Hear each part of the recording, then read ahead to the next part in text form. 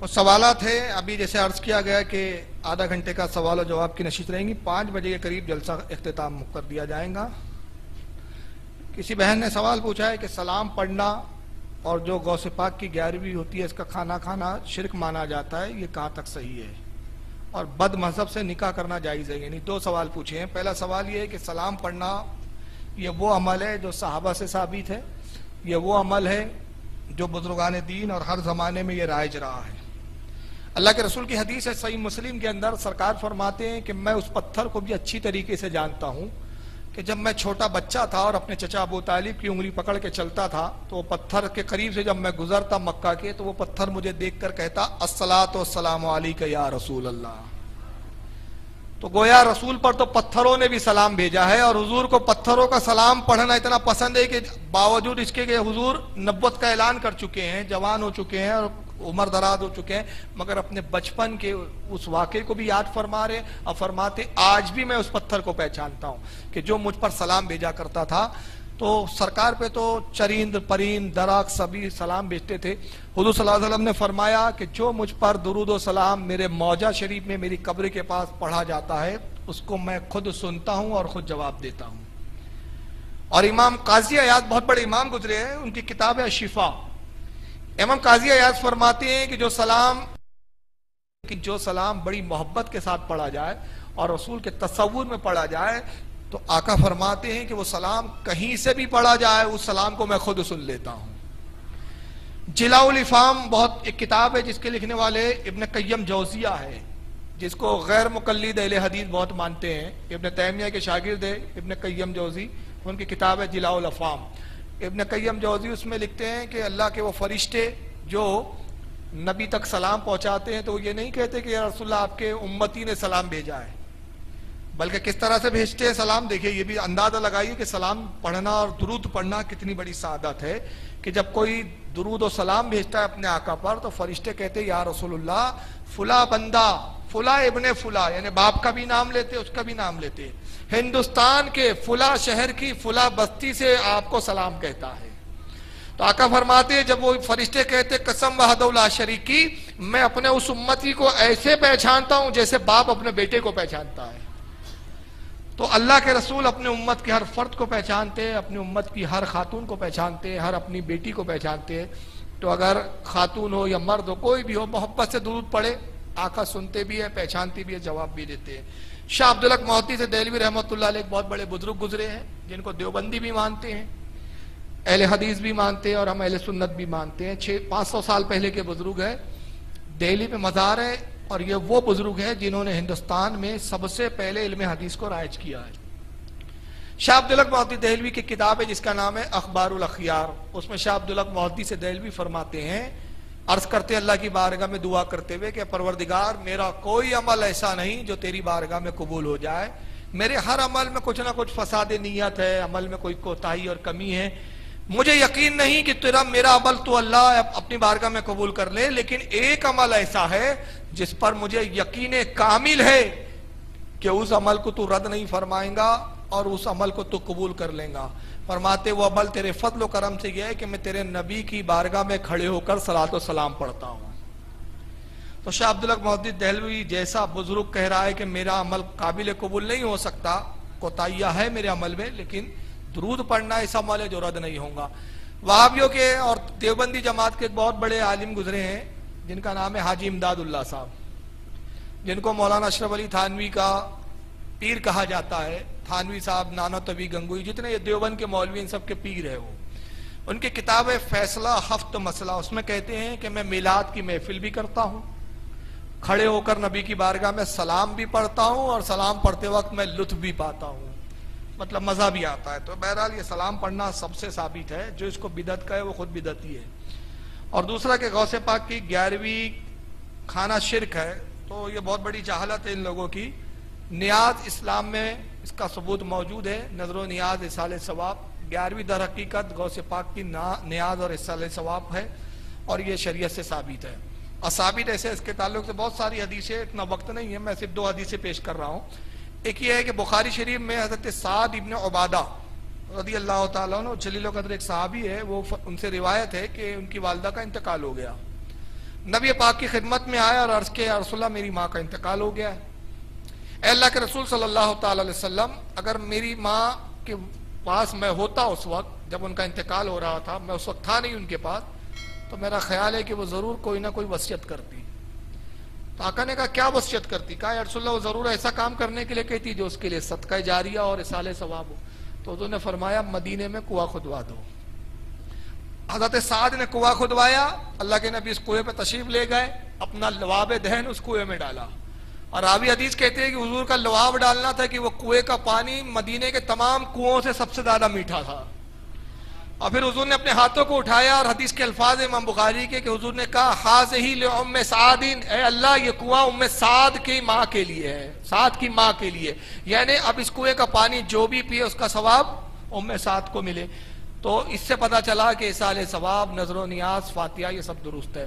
اب آئیے فاتحہ کے لیے خاص ایک حدیث سن لیں، یہ بھی بخاری کے اندر موجود ہے۔ حضرت انس ابن مالک ایک صحابی ہے جلیل القدر، جو حضور کی زندگی میں، حضور کے ساتھ ظاہری زندگی میں 10 سال رہے، 10 سال حضور کی خدمت کی ہے۔ ان کی والدہ ہے، ان کی ماں ہے ام سلیم، بڑی جلیل القدر صحابیہ ہے۔ حضور اکثر ان کے گھر پہ جا کے دوپہر میں آرام کیا کرتے تھے، اور حضور کی بڑی خاطر تواضع کیا کرتی تھی۔ تو ایک مرتبہ ام سلیم نے یہ کیا حضرت انس کی والدہ نے کہ کچھ روٹی کو باریک پیسا، جس کو ہم ملیدہ کہتے ہیں، اور یہ حدیث بخاری شریف میں، یاد رکھیں یہ حدیث کہاں ہے؟ بخاری میں۔ روٹی کو باریک پیسا، اس میں اصلی گھی ملا دیا اور اس کو پھر مکس کر دیا، گویا ایک طرح کا حلوہ جیسا بن گیا۔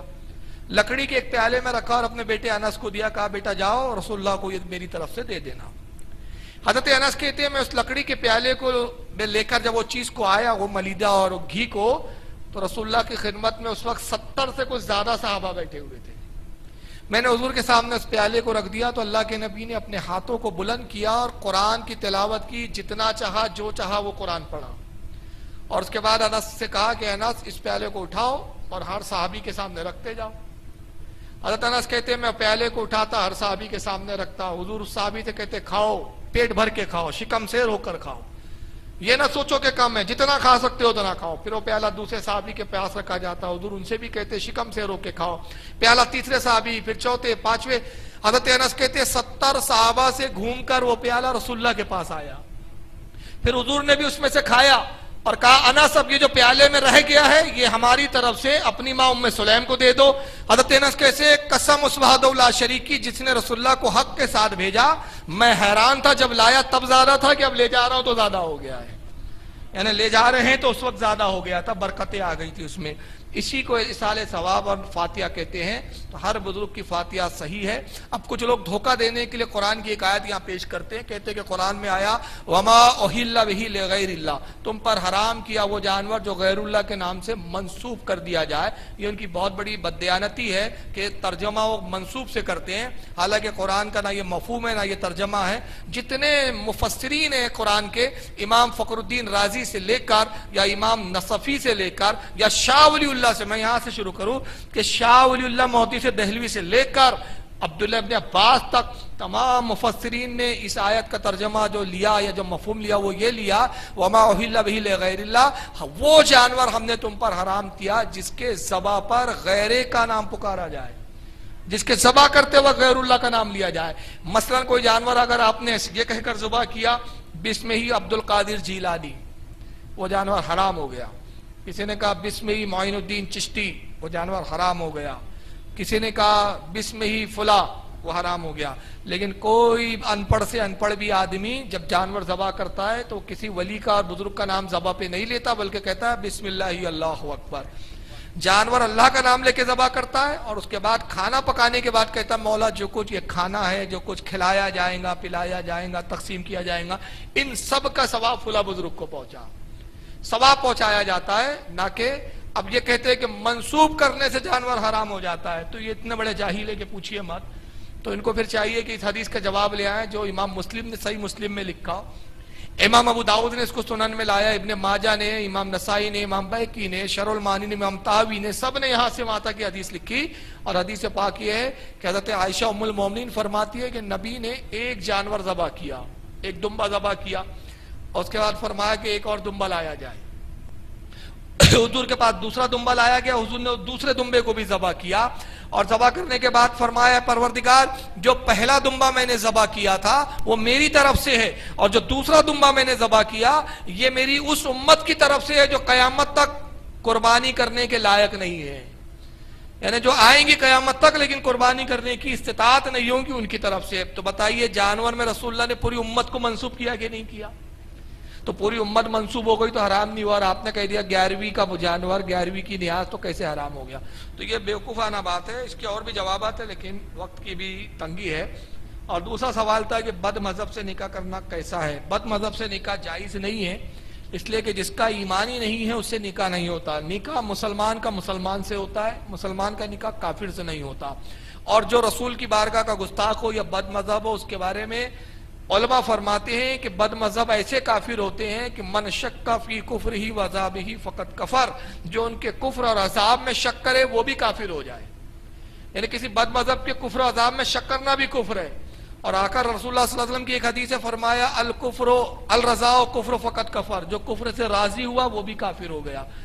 تو کافروں سے نکاح نہیں ہوتا، تو بد مذہب چونکہ کافر کا حکم ہے اس پر اسلام سے خارج مانا جاتا ہے، لہذا اس سے نکاح نہیں ہوگا، اور اس سے پرہیز کرنے کی ضرورت ہے۔ بد مذہب کو نہ لڑکی دی جائے نہ بد مذہب کی لڑکی اپنے نکاح میں لائی جائے۔ واللہ عالم ثم رسول عالم۔ عورتوں کو تراویح گھر میں پڑھنا چاہیے یا مسجد میں؟ تراویح گھر میں پڑھنا چاہیے، یہی بہتر اور مسنون ہے، عورتوں کو مسجد میں جانے کی اجازت نہیں ہے۔ اب اس پر کچھ غیر مقلدین دھوکہ دیتے ہیں، وہ ذرا ان کے دھوکے میں بتا دوں آپ کو۔ پہلا دھوکہ تو وہ یہ دیتے ہیں کہ رسول اللہ کے زمانے میں عورتیں مسجد میں جاتی تھی، جب حضور کے زمانے میں جاتی تھی تو اب جانے میں کیوں روکا جاتا ہے؟ تو اس کا جواب سن لیجئے، خود اللہ کے رسول نے فرمایا، وہ حدیث میں ابھی پڑھ چکا ہوں کہ حضرت فاطمہ کہتی ہے عورت کے لیے بہتر یہ ہے کہ اپنے گھر کے تہخانے میں نماز پڑھے۔ تو یہ حدیث نے تو واضح کر دیا کہ عورت کے لیے جماعت کی حاضری ضروری نہیں ہے، بلکہ افضل کیا ہے؟ گھر میں نماز پڑھے۔ اور حضور کے زمانے میں اسلام قلیل تھا، مختصر تھا، زیادہ عورتیں نہیں تھی اس وقت، مختصر عورتیں آتی تھی اور صرف 2 وقت آتی تھی، وہ بھی عشاء اور فجر کے وقت، باقی 3 وقت کی نماز کے لیے نہیں آتی تھی۔ 2 وقت کی نماز کے لیے آتی تھی، اور اس لیے آتی تھی اس وقت میں کیونکہ اس وقت رات ہوتی ہے، رات میں اندھیروں میں چہرے پہچانے نہیں جاتے تھے، ابتدا میں آتی تھی۔ لیکن بعد میں حضرت عمر کے زمانے میں جب اسلام بہت پھیل گیا تو بخاری کے اندر یہ حدیث موجود ہے کہ حضرت عمر نے عورتوں کی مسجد کی حاضری پر پابندی لگا دی، اور حضرت عمر کی پابندی لگانے کے بعد اس پر سارے صحابہ کرام کا اجماع ہو گیا۔ اب اہل حدیث کہتے ہیں کہ ہم تو رسول کی حدیث لیں گے، حضرت عمر کا قول نہیں لیں گے، تو ان سے ہمارا مطالبہ یہ ہے کہ حدیث کو حضرت عمر زیادہ سمجھتے تھے کہ تم زیادہ سمجھتے ہو؟ ایک چیز۔ دوسری یہ کہ جب سارے صحابہ کا عمل ہو گیا تو سارے صحابہ تو نبی کی حدیث کے مخالف ہو گئے، یہ 14 سال کے بعد بڑے وفادار آ گئے حدیث کے، ان کے سمجھ میں آ گیا، سارے صحابہ بیوقوف ہو گئے۔ یعنی اندازہ لگائیے کتنی بڑی جرأت ہے کہ صحابہ کو بیوقوف، ارے انہوں نے پابندی اس لیے لگائی کہ رسول نے اجازت دی تھی آنے کی، رسول اللہ نے اس کی فضیلت نہیں بتائی تھی، حضور نے یہ نہیں کہا تھا کہ اس کی بہت فضیلت ہے اور عورتوں کو آنا ضروری ہے، یہ نہیں، بس ایک اجازت جیسے معاملہ تھا۔ جیسے ابتدا اسلام میں پردہ بھی نہیں تھا، بے پردہ عورتیں آتی تھی، بعد میں پردہ آیا تو پردے سے روک دی گئی۔ اور پھر بخاری میں حدیث آتی ہے کہ جب حضرت عمر نے پابندی لگائی تو بہت ساری عورتیں حضرت عائشہ کے پاس گئی، ام المومنین حضرت عائشہ سے کہتی ہے کہ ام المومنین عمر نے ہمیں مسجدوں سے روک دیا جبکہ ہم رسول کے زمانے میں آتی تھی۔ تو حضرت عائشہ فرماتی ہیں کہ جو عورتوں کا اس وقت حال ہے، اگر رسول اللہ ہوتے اور حضور تمہارے حالات کو دیکھتے تو اس سے زیادہ سخت پابندی لگا دیتے۔ اب بتائیے مجاز نبوت کو حضرت عائشہ زیادہ سمجھیں گی کہ 14 سال کے بعد کا یہ وہابی زیادہ سمجھے گا؟ بولیے کون سمجھے گا؟ حضرت عائشہ سمجھے گی نا، نبی کی بیوی، اپنے نبی کا مزاج تو سرکار کی بیوی سے زیادہ کون بہتر سمجھ سکتا ہے؟ وہ فرما رہی کہ اگر آج تمہاری حالت رسول اللہ دیکھتے، جو آج تمہارے حالات ہے، جو بدنگاہیاں ہو رہی ہے، جو بے پردگیاں ہو رہی ہے، جو خرافات اور فتنے پیدا ہو گئے ہیں اس کی وجہ سے، تو اگر آج رسول اللہ ہوتے تو عمر سے زیادہ سختی کرتے۔ تو اس کا مطلب یہ ہوا کہ اس پہ حضرت عائشہ کا بھی اجماع ہو گیا۔ اب یہ کہتے کہ نہیں صاحب ہم تو عورتوں کو آنے دیں گے مسجد میں، تو ہم کہتے آنے دیجئے، پھر وہیں پر ہی سارے لفڑے ہونے دیجئے۔ سمجھ رہے آپ؟ پھر ہوگا یہ کہ گھر کی عورتیں نکلیں گی اور کہیں گی کہ مغرب میں اپنے بوائے فرینڈ سے کہیں گی مغرب میں فلاں مسجد میں ملنا، وہی ملاقات ہوگی۔ تو یہ سب بیہودہ پن ہے۔ اب ایک بات کا خود سوچے خواتین کہ اس زمانے کی عورتیں زیادہ افضل تھی کہ آج کی عورتیں زیادہ افضل ہے؟ اس زمانے کی عورتیں زیادہ نیک تھی کہ آج کی عورتیں زیادہ نیک ہے؟ اس زمانے کی عورتیں نیک تھی، تو جب اس دور کی نیک عورتوں کو روک دیا گیا تو آج کی عورتوں کو کیسے اجازت دی جا سکتی ہے؟ تو یہ عورتوں کے لیے گھر میں ہی تراویح کی نماز جتنی بھی جو صورت یاد ہو اسی کے ساتھ پڑھنا ضروری ہے، مسجد میں آنے کی اجازت نہیں ہے۔ واللہ عالم ثم رسول عالم۔ بعض عورتیں درگاہ جاتی ہے، کیا یہ درست ہے؟ عورت درگاہ جا سکتی ہے یا نہیں؟ عورتوں کے لیے درگاہ پہ جانا بھی جائز نہیں ہے شریعت کی روح سے، کیونکہ ابھی اس سے بات واضح ہو گئی کہ جب نماز کے لیے اجازت نہیں، نماز فرض ہے، جب فرض کے لیے اجازت نہیں تو قبر کی زیارت تو مستحب ہے، تو مستحب کے لیے اجازت نہیں ہو سکتی۔ سنن ابن ماجہ کے اندر رسول اللہ کی حدیث ہے، ابن ماجہ حدیث کی کتاب ہے، اس میں اللہ کے نبی نے فرمایا لعن اللہ زوارت القبور، اللہ کی لعنت ان عورتوں پر جو قبروں کی زیارت کو جائے۔ سرکار نے لعنت بھیجی ہے۔ امام قاضی عیاض امام اعظم ابو حنیفہ کے شاگردوں میں آتے، بہت جلیل و قدر امام ہے امام قاضی، وہ فرماتے ان سے کسی نے سوال کیا کہ یہ بتائیے عورت قبر پر جا سکتی ہے نہیں، اولیاء کی بازار پر جا سکتی ہے یا نہیں؟ تو حضرت امام قاضی نے فرمایا کہ عزیز یہ نہ پوچھ کہ عورت قبر پر جا سکتی ہے یا نہیں، بلکہ یہ پوچھ کہ جب جاتی ہے تو کتنی لعنتیں پڑتی ہے۔ جب گھر سے نکلتی ہے تو فرشتے اس پہ لعنت کرتے ہیں، شیاطین اس عورت کو گھیر لیتے ہیں چاروں طرف سے۔ قبر پر جاتی ہے، صاحب مزار صاحب قبر لعنت بھیجتا ہے، جب گھر آتی ہے تو لعنتوں کے توق کے ساتھ، لعنتوں کے بوجھ کے ساتھ ہوتی ہے۔ تو جس پر اللہ رسول کی لعنت ہو وہ کام کبھی نیک نہیں ہو سکتا۔ تو ہماری عورتیں کتنا ہی سوچے کہ نہیں صاحب ہم مزار پہ جائیں گے ثواب ملے گا، تو ثواب تب ملے گا جس پر نبی کہے کہ ثواب ہے، ہمارے اور آپ کے کہنے سے ثواب نہیں ہو سکتا۔ تو جب رسول نے کہہ دیا کہ لعن اللہ زوارت القبور، اللہ کی لعنت ان عورتوں پر جو قبروں کی زیارت کرے، تو جس پر حضور لعنت بھیجے وہ ثواب کا ذریعہ کبھی نہیں ہو سکتا۔ تو بہتر ہے کہ عورتیں گھر میں رہے، گھر میں ٹھہری رہے، اور گھر میں ہی جب مصیبت پریشانی ہو تو اس بزرگ کا تصور کر کے امداد کریں۔ ہمارا عقیدہ ہے کہ اولیاء اکرام اپنی قبروں میں بھی دور سے سنتے ہیں، دیکھتے ہیں اور مدد فرماتے ہیں۔ اب ایک سوال میں اس میں ہے نہیں عرض کر دوں، اس میں پھر ایک شبہ یہ پیدا ہوتا ہے کہ مدینے میں پھر رسول اللہ کی قبر پر کیوں جاتی ہے عورتیں؟ یہ ایک شبہ ہوتا ہے، حالانکہ سوال میں نہیں پوچھا گیا ہے، لیکن کل کوئی آپ کو اس تعلق سے بدگمانی میں ڈالے، میں پہلے ہی عرض کر دیتا ہوں۔ اور رسول اللہ اور عام ولیوں کا معاملہ الگ ہے۔ وہ ایسا ہے کہ نبی پاک صلی اللہ تعالی وسلم پوری امت میں باپ کے مثل ہے، اور باپ سے کوئی پردہ نہیں ہے، ایک چیز۔ اور دوسری چیز علماء فرماتے کہ حضور کی قبر پر جانے پہ بہت بڑی بشارت ہے، اس لیے اس بشارت کی بنیاد پہ عورت کو وہاں نہیں روکا جاتا۔ ایک تو باپ کی مثل ہے، پردہ نہیں ہے رسول اللہ سے، سب بچیاں ہیں حضور کی، کوئی بھی عورت کتنی ہی بڑی ہو سب نبی کی بچیوں کی طرح ہے۔ اور بشارت یہ ہے کہ آقا نے کہا من زار قبری وجبت لہو شفاعتی، جس نے میری قبر کی زیارت کی اس پر میری شفاعت واجب ہو گئی۔ تو اس بنیاد پر اجازت دی جائیں گی، لیکن دوسرا کوئی کتنا ہی بڑا ولی ہو وہ غیر محرم ہے تو اس کی قبر پر جانا جائز نہیں۔ یہ نہ سوچے بھائی داتا گن بخش لاہوری ہے یا حضرت بندہ نواز یہ تو ہمارے دادا کی طرح ہے، ارے وہ دادا وادا یہ سب منہ بولے رشتے ہیں، وہ غیر محرم ہے شریعت کا رشتہ۔ اب اس کے لیے میں ایک دلیل سنا دیتا ہوں آپ کو۔ سنن المسند میں امام احمد ابن حنبل روایت کرتے ہیں، مسند احمد ان کی حدیث کی کتاب ہے کئی جلدوں میں، اس میں حضرت عائشہ سے روایت کرتے کہ ام المومنین فرماتی ہے کہ جب رسول اللہ کا انتقال ہو گیا تو میں قبر پر جاتی تھی، اس لیے جاتی تھی کہ یہ میرے شوہر ہے اور شوہر سے کیا پردہ۔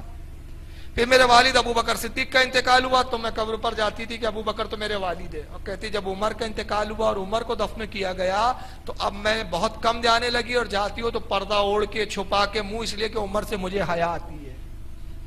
تو یہاں سے پتہ چلا کہ عورتوں کو دوسری قبر پر جانے کا حکم الگ ہے، رسول کی مدار کی بات الگ ہے۔ واللہ عالم ثم رسول عالم۔ علم دین حاصل کرنا ہر مسلمان مرد عورت پر فرض ہے، لیکن آج کل سسرال والے اور شوہر اس کی اجازت نہیں دیتے اور اجتماع میں جانے کی بھی اجازت نہیں دیتے، آپ اس کی وضاحت فرمائیں۔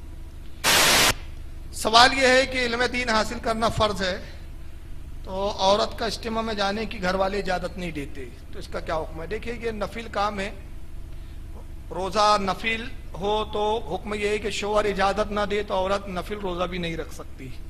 تو اگر شوہر اجازت نہ دے تو شوہر کی اجازت کے بغیر اجتماع میں جانا بھی جائز نہیں ہوگا شریعت کے مطابق۔ لیکن یہ ہے کہ اگر وہ اجتماع میں پردے کے ساتھ جانا ممکن ہے، بے پردگی نہیں ہوتی اور وہاں واقعی دین کی ایسی باتیں سکھائی جاتی جس سے فائدہ ہو، ورنہ آج کل وہابی عورتیں بھی اجتماعات کرنے لگی ہے جو قوم کو گمراہ کرتی ہے، تو ویسے اجتماع میں تو جانا حرام ہے۔ اور اگر سنی عورتوں کا اجتماع اور وہاں جانا چاہتی ہے تو حسن اخلاق سے محبت سے شوہر کو سمجھائیں, اور اگر شوہر تب بھی نہ مانے تو کم سے کم یہ کہہ دے کہ ٹھیک ہے آپ مجھے تنہا نہ جانے دیں, اور تنہا جانا بھی نہیں چاہیے بلکہ آپ مجھے اجتماع تک چھوڑ دیجئے, اجتماع ختم ہو تو لینے آ جائیے. یہ طریقہ اپنائے تو ہو سکتا ہے اس پر شوہر مان جائے. اور اگر تب بھی راضی نہ ہو تو عورت کو علم دین حاصل کرنا سے مراد یہ نہیں کہ اجتماع ہی میں ہی حاصل ہوگا, گھر پر بھی وہ کتابیں وغیرہ پڑھ کے علم حاصل کر سکتی ہے. لیکن بہرحال اس زمانے میں اجتماع بہت آسان طریقہ ہے, تو شوہر کو سمجھائیں حسن اخلاق سے, گھر کے جو بڑے ہیں ان کو سمجھائیں.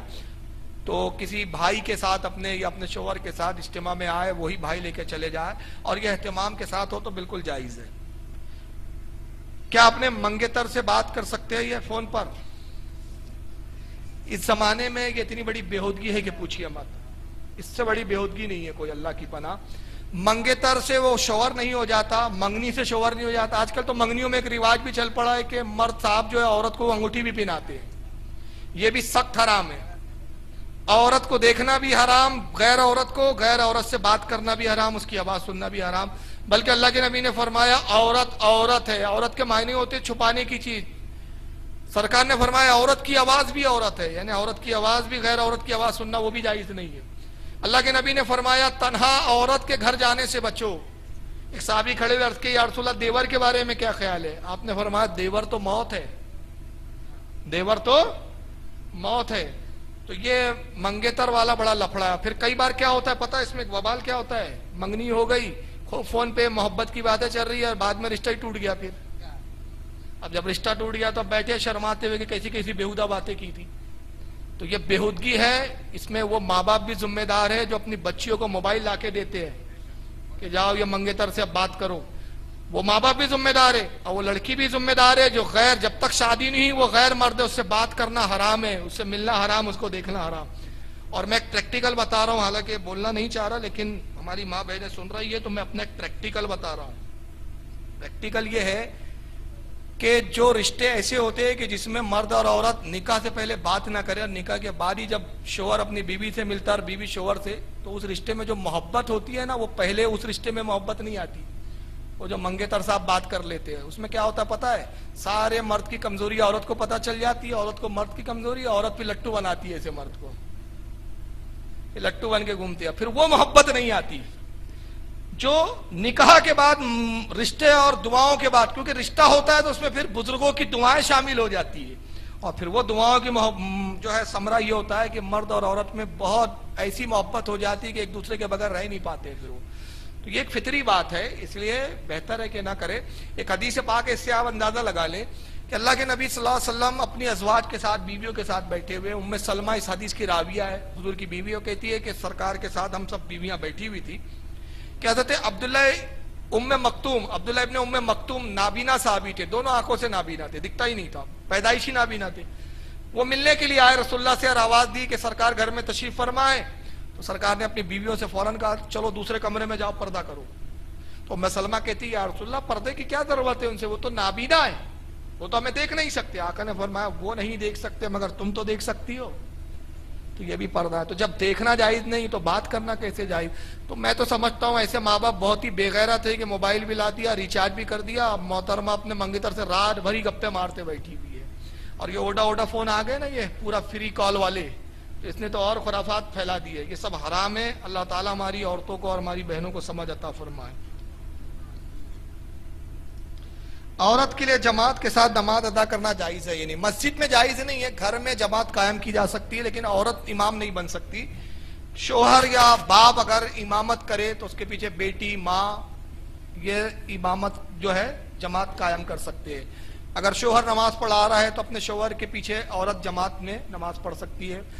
سسر جی ہیں تو بیٹی ہیں, یا کیا کہنا چاہیے بیوی ہے, بیوی وغیرہ یہ کر سکتی ہے, لیکن مسجد میں اس کی اجازت نہیں ہے. اس کا حکم میں واضح کر چکا ہوں. واللہ عالم ثم رسول عالم. حضرت عائشہ رضی اللہ تعالیٰ عنہ کے پاس صحابہ کس طرح علم حاصل کرتے تھے, تحریر کے ذریعے یا مباحثے کے ذریعے, اور ذات کو دار پڑھنا کہاں تک درست ہے؟ دو سوال ہے. پہلا سوال یہ ہے حضرت عائشہ کے بارے میں, اس تعلق سے بخاری شریف میں حضرت عروہ ابن زبیر کی ایک روایت ہے. عروہ ابن زبیر کہتے ہیں کہ حضور کے چند صحابہ رسول اللہ کا غسل کا طریقہ جاننے کے لیے حضرت عائشہ کے پاس پہنچے, اور حضرت عائشہ نے پردے کی آڑ سے غسل کا طریقہ بیان فرمایا. اس حدیث میں واضح ہے تو حضرت عائشہ جب تعلیم فرماتی تھی تو پردہ ہوا کرتا تھا درمیان میں، صحابہ ادھر ہوتے تھے اور حضرت عائشہ ادھر ہوتی تھی، وہ پوچھتے تھے، صرف آواز آتی تھی، حضرت عائشہ ام المومنین سامنے نہیں آتی تھی۔ ہاں بعض وہ صحابہ ہے جو حضرت عائشہ سے بلا پردہ ملاقات کرتے تھے، کیونکہ وہ حضرت عائشہ کے جو ہے رشتے میں بھانجے ہوتے تھے، جس میں عبداللہ ابن زبیر ہے جو سگے بھانجے تھے، عروہ ابن زبیر ہے کہ سگے بھانجے تھے، اور عبداللہ ابن عمر ہے کہ حضرت عائشہ کے سامنے کے بچے تھے، ان کو پالا تھا ان لوگوں کو، تو یہ بے پردہ آ جایا کرتے تھے۔ لیکن باقی جتنے صحابہ ہے، یہاں تک کہ حتیٰ کہ حضرت علی تک کے بارے میں آتا ہے کہ حضرت علی بھی جب حضرت عائشہ سے ملاقات کے لیے آتے تو بیچ میں پردہ ہوا کرتا تھا، یعنی داماد ہونے کے باوجود بھی پردہ کرتی تھی ان سے۔ تو یہ طریقہ ہے، اور ذات کو دات تو میرے خیال سے اس کا صحیح جواب جو ہے قاری حضرات ہی دے سکتے ہیں، میں چونکہ قاری نہیں ہوں اس بارے میں معذرت طلب کرتا ہوں۔ جس کی بد مذہبی واضح نہ ہو سکے اس کے ساتھ کیا سلوک کر رہے ہیں؟ جنت میں مسجد ہوں گی یا نہیں؟ دو سوال ہے۔ پہلا سوال، جس کی بد مذہبی ظاہر نہ ہو تو اس کو ہم بد مذہب تو نہیں کہیں گے، لیکن اگر اس پہ ڈاؤٹ ہو، شبہ ہو، تو اس سے دینی معاملات میں احتیاط کرنی چاہیے، اور جب تک بد مذہبی واضح نہ ہو جائے اس پر کوئی حکم شریعت نہیں لگا سکتے ہم۔ بات و اخلاق سے ہی کریں گے، اگر وہ سلام کرے تو جواب بھی دیا جا سکتا ہے، مگر اگر شبہ ہے کہ یہ بد مذہب ہے یا نہیں، 50-50 والا معاملہ ہے، تو احتیاط یہ کہ وہ سلام کرے تو جواب جب دے تو علماء فرماتے نیت یہ کرے کہ اس کے کاندھے کے فرشتوں کو جواب دے رہا ہوں، اس کو نہیں۔ اور جب واضح ہو جائے کہ یہ کٹر سنی ہے تو پھر سوال ہی پیدا نہیں ہوتا، اور یا یہ واضح ہو جائے کہ پکا بد مذہب ہے تو پھر تو سلام علام بھی یہ سب حرام ہے۔ اور دوسرا سوال ہے کہ جنت میں مسجد ہوں گی یا نہیں؟ جنت میں یہ مسجدیں کشتی کی شکل میں جائیں گی، وہاں نمازیں نہیں پڑھیں گے، یہ صرف مسجدوں کا اعجاز ہے۔ آقا فرماتے ہیں کہ یہ مسجد دنیا میں جتنی ہے، اور یہ سب سنیوں کی مسجد، وہابیوں کی نہیں، یہ سمجھ لیں آپ، کیونکہ وہابیوں کی مسجد مسجد نہیں ہوتی، حضرت فرماتے ہیں یہ مثل گھر کے ہے، یہ مثل گھر کے ہے، اس کے کوئی حرمت اور کوئی احترام نہیں ہے۔ لیکن جو اہل سنت کی بنائی ہوئی مساجدیں ہیں، اب آپ سوچ رہے ہوں گے یار وہابیوں کی مسجد کو کیسا بول دیا انہوں نے، تو سن لیجئے قرآن میں مسجد زرار کا بھی ذکر آیا ہے، جو منافقین نے بنائی تھی اور رسول اللہ نے اس مسجد کو ڈھانے کا حکم دے دیا تھا اور جلا دیا گیا تھا۔ تو ہر مسجد مسجد نہیں ہوتی، حالانکہ قرآن نے اس کو لفظ مسجد ہی استعمال کیا ہے، قرآن میں مسجد زرار لفظ آیا ہے اس کے لیے، لیکن اس کو جلا دیا گیا۔ تو بہرحال میں عرض کر رہا تھا کہ سرکار فرماتے ہیں کہ جو دنیا کی مساجدیں ہیں یہ قیامت کے دن کشتیوں کی شکل ہوں گی، اور ہر مسجد میں جو نماز پڑھتے تھے اس مسجد کے جماعتی، فرشتے ان سے کہیں گے کہ اپنی اپنی کشتیوں میں اپنی اپنی مسجدوں میں سوار ہو جاؤ، اور یہ مساجدیں پل صراط سے پار کر کے لے جائیں گی۔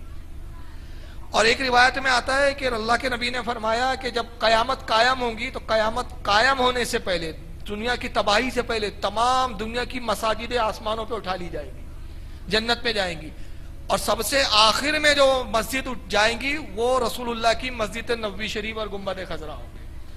تو پوچھا گیا یا رسول اللہ یہ کیوں؟ تو فرمایا کہ ساری مسجدیں میری مسجد کو سلام کر کے گزریں گی، کیونکہ یہ تمام مسجدوں کی سردار ہے، تو ساری مسجدیں جنت میں جائیں گی۔ واللہ عالم ثم رسول عالم۔ یہ کیا لکھا ہے؟ ماں اور بھائی،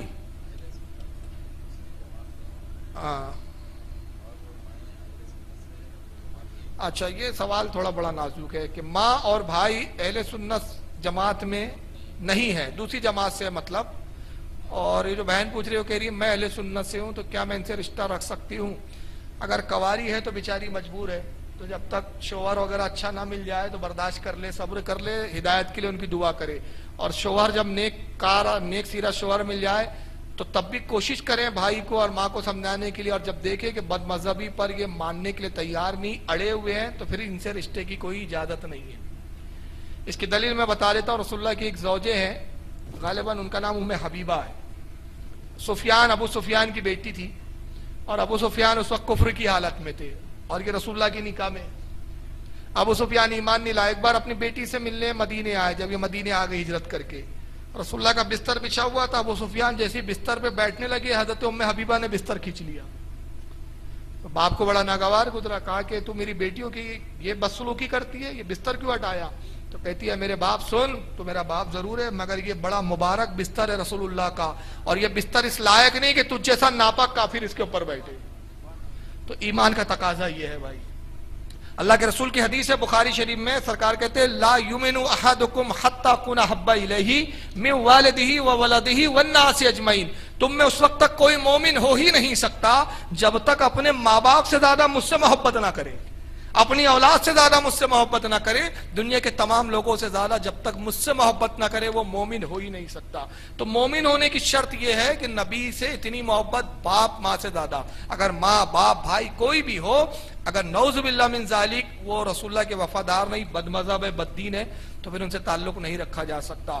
قرآن میں سورہ مجادلہ کے اندر آخری آیت ہے، اللہ فرماتا ہے کہ لا یؤمنو،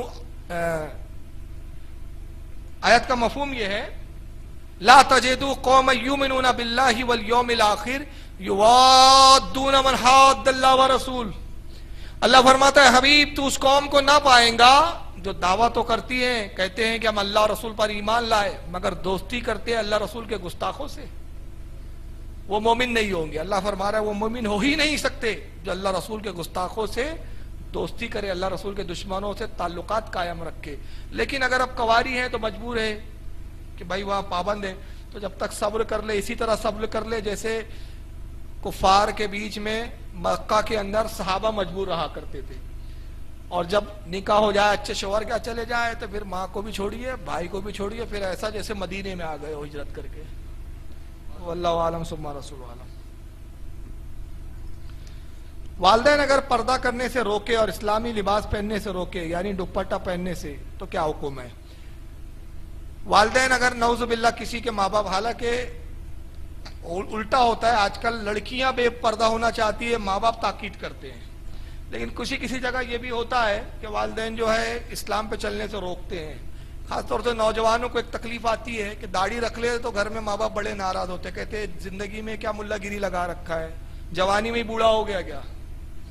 تو یہ بھی آتا ہے معاملہ مردوں کے ساتھ، اور عورتوں کے ساتھ اگر ہوتا ہے ایسا کہ کوئی لڑکی پردہ کر رہی ہے، ماں باپ پردہ نہیں کرنے دے رہے، تو غیر شرعی کاموں میں ماں باپ کی فرما برداری کا حکم نہیں ہے۔ فرما برداری وہی کی جائیں گی جہاں شریعت کے مطابق ہو، اگر شریعت کے خلاف ماں باپ حکم دے تو وہاں پر حکم یہ ہے کہ ماں باپ کی نہیں سنی جائیں گی، لیکن بدتمیزی نہ کرے، ماں باپ سے گالی گلوچ نہ کرے، آواز بلند نہ کرے، اس نے تدبیر سے، اخلاق سیرت سے، نرمی کے ساتھ ماں کو سمجھاتی رہے کہ امی جان پردہ مجھے نہیں بلکہ پردہ آپ کو بھی کرنا ہے، تو یہ کوشش کریں۔ سوال 2 ہے کہ ماں باپ بد مذہب سے جوڑتے ہیں اور یہ کیا اس میں والدین کی نافرمانی؟ نہیں، بالکل نافرمانی نہیں ہے۔ نکاح کے بارے میں لڑکی کو اتنا حق دیا گیا ہے کہ شریعت میں صاف موجود ہے، چاہے در مختار دیکھے، رد المختار، عالمگیری، حتیٰ کہ اگر عربی کتابیں نہ ہو تو بار شریعت ہی آپ دیکھ لیں، صاف مسئلہ لکھا ہے کہ بد مذہب تو بہت دور کی بات، کوئی سنی صحیح عقیدہ لڑکا ہے اور اگر لڑکی کو پسند نہیں ہے تو شریعت اجازت دیتی ہے کہ لڑکی اگر پسند نہ کرے تو وہ بالکل انکار کر دے، اور شریعت کا حکم ہے کہ بادشاہ وقت اور ماں باپ بھی اس کو مجبور نہیں کر سکتے۔ پھر اس تعلق سے ایک حدیث پاک بھی ہے، حضرت خنسہ رضی اللہ تعالیٰ عنہ، ایک صحابیہ ہے، ان کے والد نے ان کا ایک مرد سے زبردستی نکاح کر دیا، وہ اس نکاح پہ راضی نہیں تھی، تو وہ رسول اللہ کی خدمت میں حاضر ہوئی اور عرض کیا یا رسول اللہ میرے باپ نے زبردستی ایک ایسے مرد سے میرا نکاح کر دیا جس کے نکاح سے میں راضی نہیں ہوں۔ اللہ کے نبی نے ان کے والد کو بلایا اور کہا کہ یہ صحیح کہتی ہے؟ تو انہوں نے کہا یا رسول اللہ یہ صحیح کہتی ہے لیکن میں نے جس کو بہتر جانا اس سے نکاح کر دیا۔ حضور نے فرمایا جب یہ راضی نہیں تو یہ نکاح نہیں ہوا، اور حضور نے پھر جدائی کروا دی اور وہ جس کو پسند کرتی تھی اس سے نکاح کروا دیا۔ تو اگر بد مذہب سے ماں باپ زبردستی کرے تو لڑکی کو پوری اجازت ہے کہ بالکل سختی کے ساتھ انکار کر دے، اس میں نافرمانی نہیں ہے بلکہ اللہ رسول کی رضا ہے اس کے اندر۔ واللہ عالم ثم رسول عالم۔ حضور صلی اللہ علیہ وسلم کو اللہ کا دیدار ہوا ہے یا نہیں؟ جمہور صحابہ کا اس پر اجماع ہے، جمہور یعنی میجورٹی، صحابہ کرام کی میجورٹی کا اس پر اتفاق ہے کہ شب معراج اللہ کے رسول نے پروردگار عالم کا دیدار کیا، جیسا کہ صحیح مسلم کے اندر حدیث پاک آئی ہے یہ، اور اسی طرح بخاری میں بھی ایک جگہ ہے حضرت انس ابن مالک سے کہ حضرت انس کہتے میں نے رسول اللہ سے پوچھا کہ کیا آپ نے شب معراج اللہ کا دیدار کیا؟ تو رسول اللہ نے فرمایا رأیت رب العزت وکان نورا، بے شک میں نے اپنے رب کو دیکھا اور میں نے اس کو نور پایا۔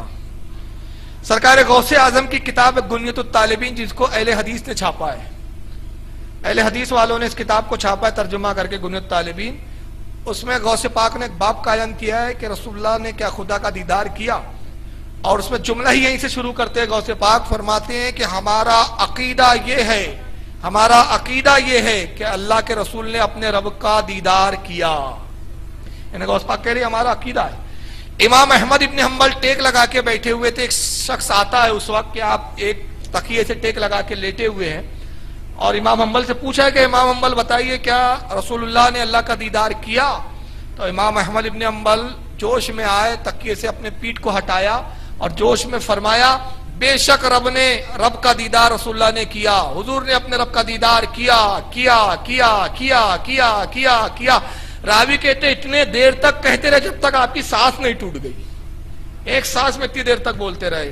یعنی گویا وہ زور دے رہے امام احمد ابن حنبل کہ جو یہ نہیں مانتا کہ رسول نے اللہ کا دیدار کیا وہ بیوقوف ہے گویا ایک طرح کے. اب بعض صحابہ کہتے ہیں کہ نہیں کیا, لیکن ان کی روایتیں معتبر نہیں ہیں, اس لیے کہ رسول اللہ کی جب حدیث آ گئی ہے صریح طور پر, جیسے وہابی لوگ حضرت عائشہ کی ایک حدیث پیش کرتے ہیں. میں یہاں پہ شبہات کو دور کر دیتا ہوں. بدعقیدہ ایک حدیث پیش کرتے ہیں کہ بخاری میں حضرت عائشہ سے کہ حضرت عائشہ فرماتی جو یہ کہے کہ شب معراج رسول اللہ نے اللہ کا دیدار کیا وہ جھوٹا ہے, اور جو یہ کہے کہ رسول اللہ علم غیب جانتے ہیں وہ بھی کذاب ہے. وہ ابھی حدیث پیش کر کے کہتے دیکھو حضرت عائشہ کہہ رہی ہے وہ جھوٹا ہے جو رسول کہے کہ رسول کا دیدار کیا. اس کا جواب امام احمد ابن حنبل نے بھی دیا, اور اس کا جواب غوث پاک نے بھی دیا, اور بہت سارے علماء نے دیا, امام قاضی عیاض نے دیا, متعدد علماء نے اس کے جواب دیے. اور جواب یہ دیے کہ حدیث کی دو قسمیں ہیں یہاں, ایک ہوتی ہے حدیث موقوف اور ایک ہوتی ہے حدیث مرفوع. مرفوع حدیث کو کہتے ہیں جس میں رسول اللہ کا قول بیان کیا جائے, جس میں حضور کہے کہ یہ ایسا ایسا ہے, اور موقوف اسے کہتے ہیں جس میں صحابی کا قول بیان کیا جائے. اب اس حدیث کی سند دیکھیں بخاری کی حضرت عائشہ والی کی, اس میں ان مسروق ان عائشہ قالت. حضرت مسروق روایت کرتے کہ حضرت عائشہ نے فرمایا. مسروق کون ہے؟ یہ تابعی ہے, اور حضرت عائشہ صحابیہ ہے. اور وہ دوسری حدیث جو آتی ہے مسلم میں, اس میں ہے ان انس بن مالک قال رسول اللہ صلی اللہ علیہ وسلم. انس بن مالک کہتے رسول اللہ نے فرمایا.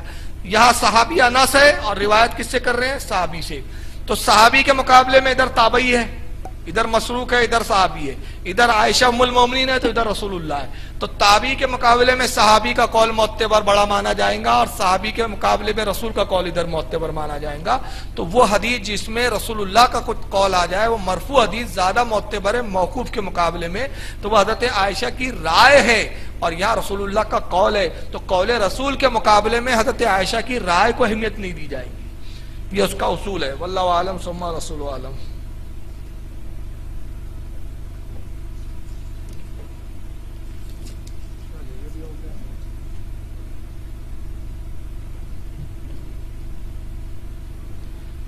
کیا خواتین نماز کے لیے مسجد جانے کی اجازت ہے؟ اس کا جواب دیا جا چکا ہے. کیا خواتین درگاہ کو جا سکتی ہے؟ یہ بھی دیا گیا ہے. کوئی لڑکی شادی سے پہلے کسی سے بیعت لے سکتی ہے. ہاں, کنواری بھی بیعت کر سکتی ہے کسی پیر سے, اور شادی شدہ دونوں بیعت کر سکتی ہے. بلکہ اگر چھوٹی بچی ہے تب بھی بیعت کرنا اور کرانا جائز ہے. بلکہ اگر باپ اپنی کمسن نابالغ بچی کو بھی اپنے پیر یا کسی پیر سے بیعت کروا دے تو وہ بھی بیعت درست ہے. لیکن اگر جوان لڑکی ہے, بچی ہے تو الگ بات ہے, لیکن جوان لڑکی ہے تو پیر سے بیعت لیتے وقت بے پردہ اس کے سامنے بھی آنا درست نہیں ہے. بلکہ حکم یہ ہے کہ پردے کی آڑ میں بیعت کرے, اور پیر صاحب جو ہے چادر وغیرہ ڈال دے اور چادر کو پکڑ کے وہ بیعت کے کلمات کہہ دے. پلاسٹک کے زیور پہن کر نماز ہوگی یا نہیں؟ پلاسٹک کے زیور پہ نماز ہو جاتی ہے, لیکن البتہ پیتل کے زیور, تانبا, لوہا, اور وہ آج کل جو ڈپلیکیٹ سونا آیا, مجھے نہیں معلوم, وہ عورتیں اور بہنیں زیادہ جانتی ہیں ہماری. کون سا سونا بولتے ہو ڈپلیکیٹ کو؟ آپ کو پتا ہے کیا؟ اس کا ایک نام ہے, وہ مطلب سونے کی طرح دکھتا ہے لیکن سونا ہوتا نہیں ہے. وہ بینڈیج یا بینڈیڈ کیا بولتے ہیں اس کو یار؟ ہاں اب رہتا ہوا, اب بیوی سے جا کے پوچھ کے آنا پڑے گا. تو وہ جو سونا ہوتا ہے وہ اصل میں سونا نہیں, دوسری دھات کا ہوتا ہے, سونے کی طرح دکھتا ہے. تو اس پر نماز نہیں ہوگی, مکروہ تحریمی ہے. عورت صرف چاندی کا زیور پہن سکتی ہے اور سونے کا زیور. چاندی اور سونے کے علاوہ کوئی بھی دھات کا زیور جائز نہیں ہے. البتہ پلاسٹک کا زیور جائز ہے کیونکہ وہ دھات نہیں ہے. اس کے علاوہ کوئی بھی زیور پہ نماز نہیں ہوگی. واللہ عالم ثم رسول عالم. حضرت جبریل علیہ السلام فرشتہ ہے, انہیں علیہ السلام کیوں لگاتے ہیں جبکہ علیہ السلام تو پیغمبروں کو کہا جاتا ہے؟ جس طرح انسانوں میں پیغمبر ہے اس طرح فرشتوں میں بھی پیغمبر ہے, اور حضرت جبریل علیہ السلام یہ فرشتوں کے پیغمبر ہے. اس لیے ان کو علیہ السلام حضرت اسرافیل بھی فرشتوں کے پیغمبر ہیں. اعلیٰ حضرت فاضل بریلوی نے فتح رضیہ میں فرمایا کہ جس طرح انسانوں میں پیغمبر مبعوث کیے گئے ویسی فرشتوں میں بھی پیغمبر مبعوث کیے جاتے ہیں جو فرشتوں کو تعلیم دیتے ہیں, عبادت کا ڈھنگ اور طریقہ سکھاتے ہیں. لیکن انسانوں میں جو انبیاء مبعوث ہے وہ فرشتوں سے بھی زیادہ افضل ہے, فرشتوں سے بھی افضل ہوتے ہیں. اس لیے علیہ السلام کہتے ہیں, اور علیہ السلام کا مطلب ہوتا ہے ان پر اللہ کا سلام ہو, اس لیے کہنا لگانا درست ہے. گنبد خضرا میں آرام فرمانے والے, ایسا کہنا کہاں تک درست ہے؟ بالخصوص آرام فرمانے والے جائز ہے, ہمارے علماء نے استعمال کیا ہے اس کو, تو اس میں کوئی قباحت نہیں ہے. سرکار جب ہر جگہ موجود ہے یقیناً تو پھر مدینے سے آئیں گے کہنا کیسا ہے؟ یہ سوال تھوڑا دلچسپ ہے. دیکھیے اس میں وہابی لوگ بڑا دھوکہ دیتے ہیں. وہابی لوگ کہتے ہیں کہ بھائی جب سنی لوگ کہتے ہیں کہ حضور ہر جگہ حاضر و ناظر ہے تو پھر بولتے کیوں ہو کہ گنبد خضرا سے آ جاؤ, گھر میں آ جاؤ, یہاں آ جاؤ؟ یہ بہت بڑا دھوکہ ہے. پہلے سن لیجیے, حاضر و ناظر کا مطلب ہمارا یہ نہیں ہے کہ رسول اللہ ہر جگہ ہر وقت موجود ہے, یہ نہیں ہے. یہ دو لفظوں کا مجموعہ ہے, ایک لفظ ہے حاضر اور ایک لفظ ہے ناظر, بیچ میں واو ہے جو واو دونوں کو جدا کر رہا ہے. اب وہ ہے حاضر و ناظر. حاضر کا مطلب ہوتا ہے موجود اور ناظر کا مطلب ہوتا ہے دیکھنے والے, دیکھنے والا.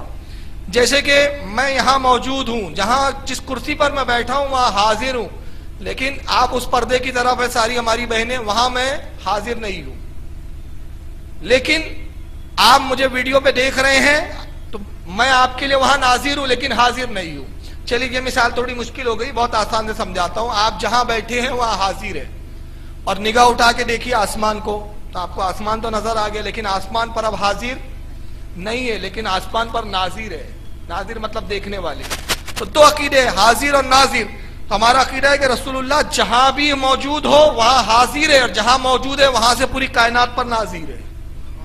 تو حضور گنبد خضرا میں حاضر ہے مگر پوری کائنات پر ناظر ہے, یعنی پوری کائنات کو آپ دیکھتے ہیں, کوئی چیز چھپی ہوئی نہیں ہے. جہاں موجود ہے وہاں حاضر ہے. اور حضور کو اللہ نے یہ اختیار دیا. امام جلال الدین سیوطی رحمۃ اللہ تعالیٰ علیہ شرح الصدور میں فرماتے ہیں کہ اللہ نے رسول کو یہ اختیار بخشا, یہ طاقت دیے کہ اکیلے ہی نہیں بلکہ اپنے صحابہ میں سے جس کو چاہیں اپنے ساتھ لے کر دنیا کے کسی بھی حصے میں تشریف لے جا سکتے ہیں. تو اس بنیاد پر ہم کہتے ہیں کہ سنا ہے آپ ہر عاشق کے گھر تشریف لاتے ہیں, میرے گھر میں بھی ہو جائے چراغا یا رسول اللہ. تو حضور جہاں گنبد خضرا میں حاضر ہے, موجود ہے, لیکن کرم فرمائے تو اس بزم میں بھی آ سکتے ہیں, اس محفل میں آ جائیں, سرکار کی مرضی مبارک ہو تو حضور کو یہ اختیار ہے. مگر موجود کہیں بھی ہو, سرکار اگر یہاں آ جائے تو تب بھی پوری کائنات پر ناظر ہے, گنبد خضرا میں تب بھی ناظر ہے. آپ کی نگاہوں سے کوئی چیز چھپی نہیں ہے. ارے رسول اللہ تو بہت بڑی ذات کا نام ہے, سرکار تو نبیوں کے سردار ہے, خدا کے بعد سب سے افضل ذات ہے. مگر غوث پاک کا تو یہ حال ہے کہ سرکار غوث اعظم خود اپنے بارے میں کہتے ہیں, نظر تو الی بلاد اللہ جمع کا خر دلالتین اللہ حکم اتصالی. میں اللہ کے تمام شہروں کو ایسے دیکھتا ہوں جیسے ہتھیلی میں رائی کا دانہ رکھا ہوا ہو. تو غوث پاک جب ساری کائنات کو ہتھیلی میں رائی کے دانے کی طرح دیکھ سکتے ہیں, تو رسول اللہ تو غوث پاک کے بھی آقا اور مولا ہے. تو بے شک وہ حاضر و ناظر سے مراد یہ ہے, اور بے شک وہ ناظر ہے. واللہ عالم ثم رسول عالم. یہ آخری سوال ہے, اس پہ اختتام ہے کہ نیاز کرتے وقت درگاہوں میں جانور کا سر, پیر, چمڑا مزار مبارک پر لے جاتے ہیں اور نظر دلواتے, یہ کیسا ہے؟ تھوڑا تفصیلی بیان کیجئے. کسی بزرگ کی خوشنودی کے لیے اللہ کے نام پر جانور ذبح کرنا, کس کے نام پر؟ اللہ کے نام پہ جانور ذبح کرنا, پھر اس کا گوشت پکا کر یا ویسی کچا غربا مساکین میں تقسیم کر دینا یا پکا کر کھلا دینا, یہ بہترین عمل ہے, جائز ہے, درست ہے, باعث ثواب و برکت ہے. خود حضرت علی سے ثابت ہے, ابو داؤد شریف کتاب الاضحی یعنی قربانی کا بیان, اس کی پہلی حدیث یہ ہے کہ حضرت علی ہر سال 2 قربانی کیا کرتے تھے, 2 اونٹ ذبح کرتے. صحابہ نے پوچھا, علی ایک ہی قربانی میں ہو جاتی ہے قربانی, آپ 2 کیوں کرتے؟ کہا ایک تو اپنی طرف سے کرتا ہوں, اور دوسری رسول اللہ نے مجھے وصیت کی تھی کہ علی جب تک اللہ تجھے حیات دے 2 قربانی کرنا, ایک اپنی طرف سے اور ایک میری طرف سے. تو میں دوسری قربانی رسول کی طرف سے کرتا ہوں. تو نظر و نیاز اسی کا نام ہے. تو کسی بزرگ کی خوشنودی کے لیے, جیسے حضرت علی نے رسول کی خوشنودی کے لیے ایک جانور ایکسٹرا کیا ہے, جائز ہے. لیکن یہ پیر اور یہ قبر پہ لے جانا اور اس کی پابندی کرنا یہ غیر شرعی ہے, اس کی کوئی سند نہیں ہے, کوئی دلیل نہیں ہے, اس کی کوئی ضرورت نہیں ہے.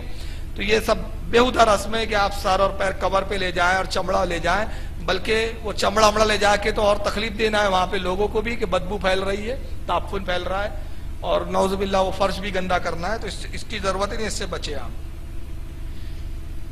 एक ऐलान ये है कि 5 मार्च और 6 मार्च 2016 को सुन्नी सालाना इज्तिमा आपके शहर गुलबर्गा में पीर बंगाली दरगाह के सामने मैदान पर रखा गया है। 5 मार्च को सिर्फ खवातीन के लिए दोपहर 2 बजे से रात 9 बजे तक इज्तिमा होगा, और 6 मार्च को मर्द हजरात के लिए सुबह 10 बजे से रात 11 बजे तक। तो तमाम इस्लामी बहनों से और मर्दों से गुजारिश है कि इस इज्तिमा में शिरकत करें। 5 मार्च 2006 को पीर बंगाली दरगाह के सामने का जो मैदान है वहां पर 5 मार्च को औरतों के लिए सुबह रात 2 बजे दोपहर 2 बजे से रात 9 बजे तक रहेगा, और दूसरे दिन यानी 6 मार्च को उसी जगह पर मर्दों के लिए सुबह 10 बजे से रात के 11 बजे तक रहेगा। तो आप अपने घरों में अपने भाइयों से, जो शोवर वाली हमारी बहनें, अपने शोवरों से और अपने घर के मर्दों से कहें कि इस इज्तिमा में जरूर शिरकत करें, और खुद भी औरतों वाले इज्तिमा में तशरीफ लाएं।